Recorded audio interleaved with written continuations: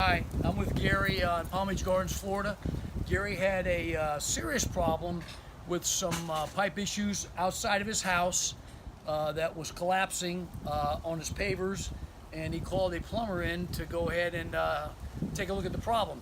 So what we did find is that his pipes were completely rotted out. This is the bottom. This is the bottom. And he had two choices: jackhammer the floors or tunnel into this house.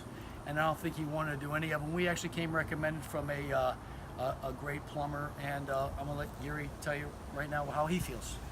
We talked to several plumbers on this. We had it photographed, and our front porch was settling, and I dug out the sewer connection going in. I could see we had some problems there, leakage, and it was either a matter of going in and tearing up all the floors and putting PVC or doing the liner process.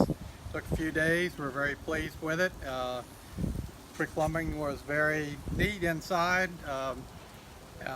No fingerprints or anything. It's just a nice clean job, and we're very thrilled by it. Thank you very much. Appreciate it, Gary. All right. Glad you're happy. Okay.